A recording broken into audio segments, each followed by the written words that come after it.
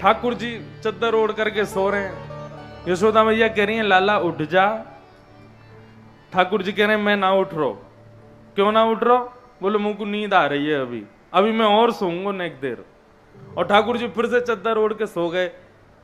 तो यशोदा मैया फिर ठाकुर जी को प्रलोभन देती है, लाला देख तेरे लिए मैं क्या लेके आई हूं। जैसे मां बालक को उठाती है, पहले प्यार से उठाने का प्रयास करती है, उसको कोई ना कोई प्रलोभन देती है, उसको किसी ना किसी तरफ उसका ध्यान भटकाती है। जैसे बचपन में मैं सोता था तो मेरे को बारिश का मौसम बहुत अच्छा लगता है। तो कई बार जब सो रहे होते तो माँ बोलती देख बाहर देख कितने काले काले बादल हो गए, बारिश हो रही है। तो तुरंत मैं उठ के भागता था देखने कि बादल हो गए। ऐसे ही माँ प्रलोभन देती है। यशोदा मैया क्या प्रलोभन दे रही है? तेरे कारण श्याम सुंदर मैं नई मुरलिया लई, मैं नई मुरलिया लई। देख लाला जल्दी से उठ जा तू। ठाकुर जी बोले काय को उठूं? बोले क्योंकि मैं तेरे काजे नई मुरलिया लेके आई हूं। देख कितनी सुंदर मुरलिया या को ले ले। इतने में ठाकुर जी चद्दर हटा के फिर आंखन से बस दूर से ही देखें कैसी मुरलिया दिखाई हो। मैया कह रही है ऐसे नहीं दूंगी, पहले उठ के बैठ। ठाकुर जी उठ के बैठ गए, रजाई दूर कर दी, बिस्तर से नीचे उतर गए। बोले जल्दी दिखा कैसी मुरलिया है। सोई ठाकुर जी की पुरानी मुरलिया दे देती है। बोले ले ये मुरलिया, ये पुरानी है, मैं ये नहीं लूंगा। सोई जाके ठाकुर जी फिर से सो गए चद्दर ओढ़ करके। मैया पैर दबा रही है, लाला उठ जा, लाला उठ जा। नहीं उठ रहे। फिर मैया दूसरा प्रलोभन देती है, देख लाला तू सोतो रहेगो ना तो तेरी गैयान को आज चरावे के काजे बलराम चलो जाएगो गैयान को लेके, और तू घर पे रह जाएगो। जिन गैयान को लेके तू जावे वन में, आज देख बलराम सबन को खोल के जा रहा है, अपने संग लेके जा रहा है। गायन के गलबंद खूंटे वो तो डगर बन की लई,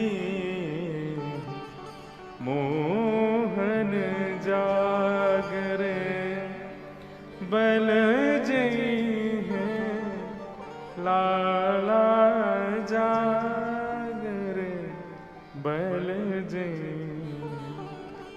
जैसे ये बात कही मैया ने, देख लाला तेरी गैयान को आज बलराम लेके चलोगो वन में। इतने में ही ठाकुर जी बोले या बलराम को तो मैं बताऊं। अब भाई चद्दर दूर करी और उठ करके जैसे ही कमरा से बाहर आए देखी तो गैया तो गौशाला में खड़ी है, सारे बछड़ा बछिया वही है, बलराम जी तो कहीं नहीं। इतने में ठाकुर जी गुस्सा करे, मैया तेने में उठा दियो। इतने में मैया लाला को गोद में बिठावे, दूध पिवा दे, लड्डू खवा दे। बोले अब लाला भोर रह गई, अब सोवे नहीं जाएगो। तो ये है सेवा, ये पूजा नहीं है। हम अपने लाला को रोज नहीं नहलाते, जब मन होता है तब नहलाता हूं। और मैं रोज सेवा जरूरी नहीं मैं रोज तैयार करूं उनको। हमारे संग में पंडित जी रहते हैं, वो ठाकुर जी के ये एक समझ, हम बड़ी मैया ये छोटी मैया, तो ये सेवा कर देते हैं। और कभी कभी मुझे बहुत मन करता है तो लाओ लाला को मुझे तो गोदी में बैठा के फिर उनका श्रृंगार करते हैं। तो ये सब सेवा का भाव है। ठाकुर जी पूजा से मनोकामना पूरी करते हैं, लेकिन सेवा से ठाकुर जी अपने मनानुसार हमको वो प्रदान करते हैं जो उनकी इच्छा होती है। हमारे मन में तो संसार के भौतिक वस्तु ही आएगी।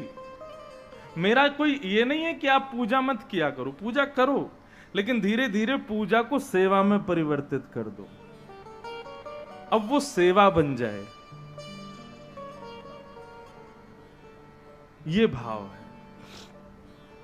तो ये बंधुओं भक्ति को पुष्ट करने के, भक्ति को युवा करने के अनेक अनेक साधन है, सब हम सुनेंगे बताएंगे कथाओं में। तो कल हम लोगों ने श्रवण किया कि भक्ति ज्ञान वैराग्य को पुष्ट किया किसने?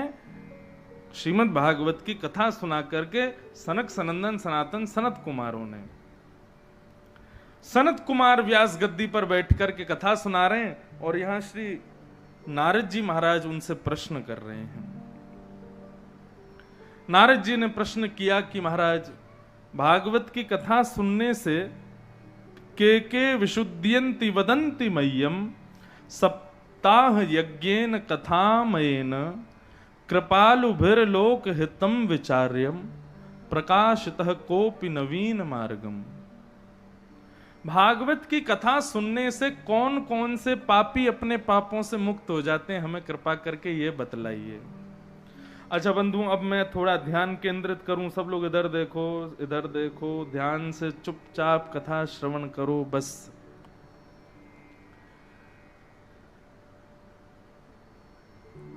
भागवत कौन कौन से पापों से व्यक्ति को मुक्त करती है? तो पहली बात मैं अपने मन का मौलिक भाव एक कह दूं, और मौलिक नहीं है ये पूर्व सिद्ध भाव है। भागवत की कथा कभी भी किसी कामना से तो करानी ही नहीं चाहिए, ना ही सुननी चाहिए, ना ही करानी चाहिए। श्रीमद् भागवत कामनाओं की पूर्ति के लिए है ही नहीं।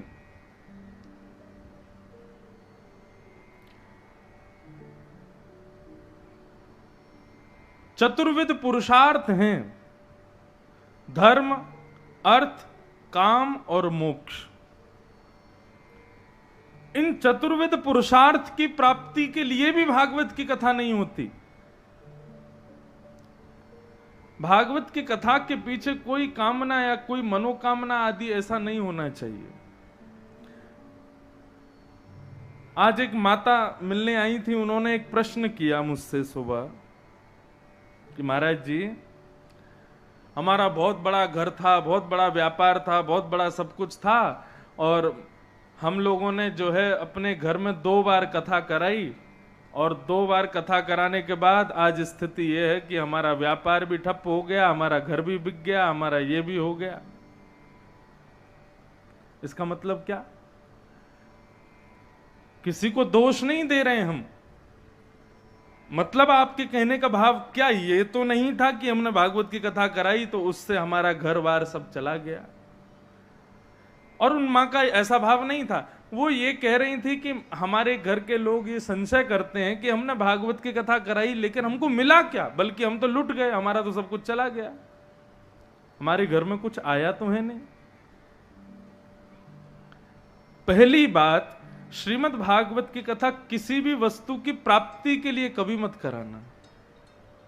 भागवत की कथा कोई वस्तु की प्राप्ति के लिए नहीं होती है, ना धन की प्राप्ति के लिए, ना वैभव की प्राप्ति के लिए, ना अन्य अपनी मनोकामनाओं की पूर्ति के लिए। श्रीमद् भागवत मनोकामना, मैं फिर पुनः कहूं, आपकी मनोकामना पूरी नहीं होगी, आपके लिए जो उचित होगा वो पूर्ण होगा। जैसे छोटा बालक अपनी मां से कहता है कि मुझे पेप्सी पीनी है, मां 2 थप्पड़ मारती, पेप्सी पिएगा, गला खराब हो जाएगा तेरा, क्या पीना है फिर? बोले ले लस्सी पी, दूध पी, छाछ पी। अब 2 बातें, बालक यहां पर मनोकामना पूरी करना चाहता है, लेकिन मां उसको क्या देती है? मां वो देती है जो उसके लिए उचित हो। तुम ही हो माता पिता, तुम ही हो। भागवत की शरण में आए हैं, इसका मतलब क्या है? इसका मतलब यह है कि अब हमारी मनोकामनाएं सब बाहर हैं, ठाकुर जी हमारे लिए जो उचित हो वो हमको प्रदान करो। यहां पर आपकी मनोकामनाओं की पूर्ति नहीं होगी, आपके लिए जो उचित है वो आपको प्राप्त होगा।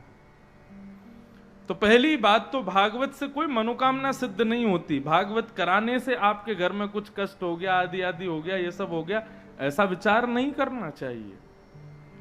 कई बार जीवन में ठाकुर जी संकट इसलिए देते हैं क्योंकि वो संकट किसी बहुत बड़ी खुशखबरी को न्योता दे रहे हैं। जीवन में कई बार संकट आते हैं तो वो संकट इस रूप में आते हैं जैसे कि शरीर में कोई फोड़ा हो जाए। अब फोड़ा होने पर आप वैद्य के पास गए, डॉक्टर के पास गए, आपने कहा कि महाराज ये फोड़ा मुझे हो गया। डॉक्टर बोलेगा लाओ उसको अभी निकालता हूं। डॉक्टर ने जोर से आपका हाथ पकड़ा और जैसे ही फोड़े को वो नोचने लगे तो आपने अपना हाथ हटा लिया। बोले आप ये क्या कर रहे हो? बोले कि तेरा फोड़ा दूर कर रहे हैं। आपने कहा नहीं नहीं ऐसे नहीं, मुझे बहुत दर्द हो रहा है, मेरे शरीर का फोड़ा है, कोई बात नहीं, मैं दर्द नहीं सहूंगा, इसको अपने पास ही रख लूंगा, इसको दूर मत करो। वैद्य क्या करेगा? जबरदस्ती पकड़ करके तुम्हारे हाथ पैर बांध करके कैसे भी करके उसको निकालेगा। तो जिस समय वो निकालेगा उस समय वो हमको साक्षात यमराज का स्वरूप लगता है। बोले कितना निर्दयी है, कितना दुष्ट है, हमारे फोड़े को कितनी बुरी तरह निकाल रहा है। लेकिन वास्तविकता यह है कि यदि वो नहीं निकालेगा, नहीं दूर करेगा, तो वो आज एक जो है वो एक दिन अनेक हो जाएगा। आज जो एक जगह कष्ट दे रहा है, ना जाने कल वो कितनी जगह कष्ट देगा। ठीक बंधुओं, इसी प्रकार हमारे जीवन में जो कष्ट आते हैं, हमारे जीवन में जो कभी कभी नीचाव हमको देखने पड़ते हैं, कभी कोई ऊंचाइयां भी दिखाते हैं ठाकुर जी, लेकिन कई बार जीवन में ऐसा होता है कि खूब ऊपर उड़ रहे थे, खूब आसमान में चल रहे थे, लेकिन कुछ ऐसा हो गया जिसकी वजह से सब समाप्त हो गया। उसको इसी भाव से ठाकुर जी की कृपा मान के स्वीकार करो कि शायद इस जन्म का या कोई पूर्ववर्ती हमारा कोई अपराध होगा जिसको ठाकुर जी हमसे भुगवा रहे हैं, लेकिन विश्वास करना ठाकुर जी एक दिन पुनः फिर उन ऊंचाइयों पर लेके जाएंगे। उसको स्वीकार करो। अब उसके लिए दूसरों को दोष नहीं देना चाहिए। हमने ये कराया इससे ये हो गया, हमने वो कराया उससे वो हो गया, हमने ऐसा किया शायद कहीं उससे तो नहीं हो गया। ये संशयात्मक बुद्धि कभी मत रखो, नहीं तो ये चीज आपको ना जाने कितना दुख देगी।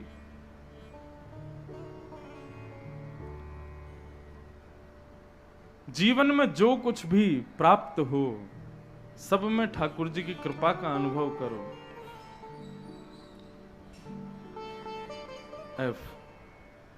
एक भजन गाया जाता है, कृपा की न होती जो आदत तुम्हारी, कृपा की न होती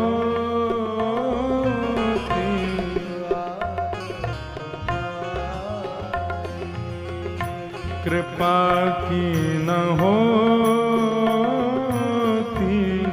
जो आदत तुम्हारी, कृपा की न होती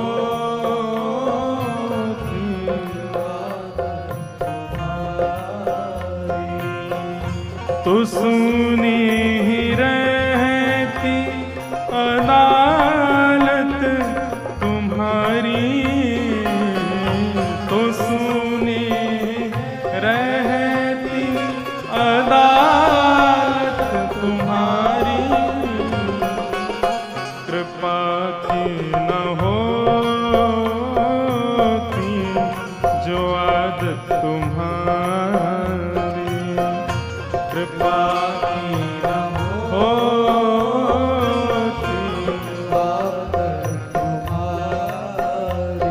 ओ कृपा की न होती जो आदत तुम्हारी, कृपा की न होती जो आदत तुम्हारी। श्री जगन्नाथ महाप्रभु की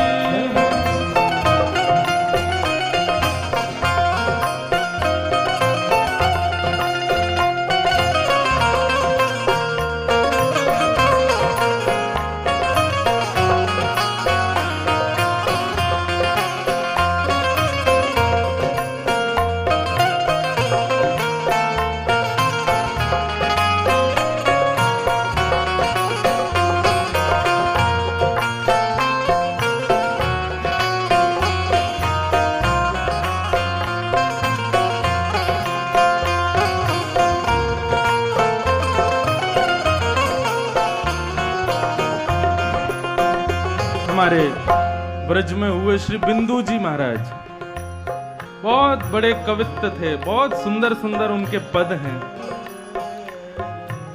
वे ठाकुर जी से सदा लड़ाई ही करते हुए लिखते थे, जो कुछ भी लिखते थे। इसमें भी यही कह रहे हैं, नाथ यदि आपके अंदर कृपा करने का गुण नहीं होता ना, तो ये आपकी अदालत, अदालत कौन सी है? एक अदालत ये है, मंदिर भी ठाकुर जी के जितने सब ठाकुर जी की अदालत हैं, लेकिन सब भरे रहते हैं। क्यों? क्योंकि सबको पता है कि आप कृपा करते हो। यदि आपका ये स्वभाव नहीं होता ना कृपा करने का, तो सूनी ही रहती अदालत तुम्हारी। तुम्हारे मंदिर और ये सब कथाएं वगैरह सब सूने पड़े रहते।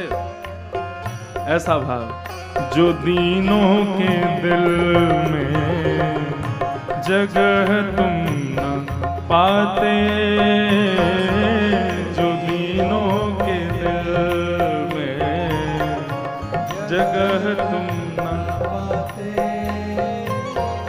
जो दीनों के दिल में जगह तुम न पाते,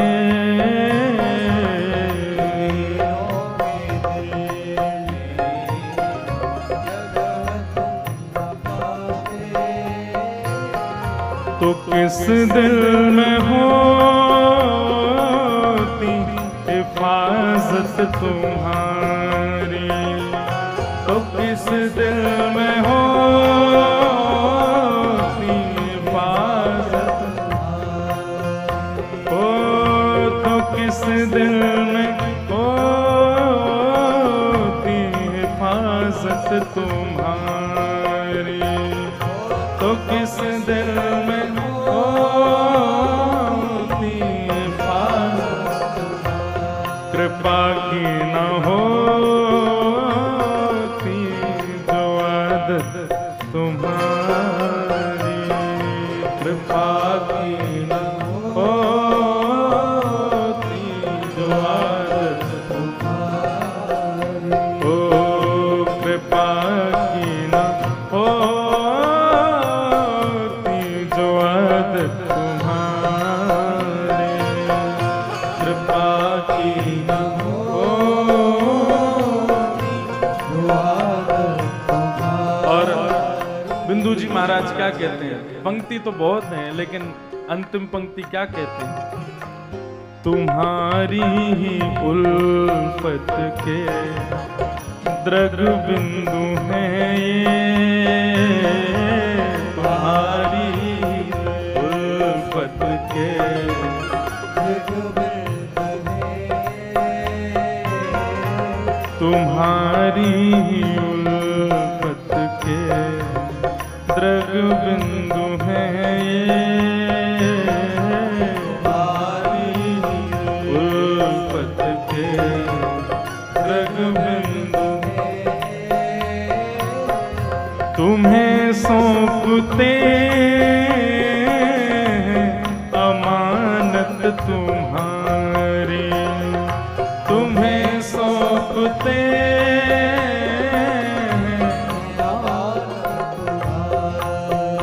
हो, तो किस दिल में होती हिफाजत तुम्हारी, कृपा की न होती जो आदत तुम्हारी, कृपा की न होती जो आदत तुम्हारी, ओ कृपा की न होती जो आदत तुम्हारी, कृपा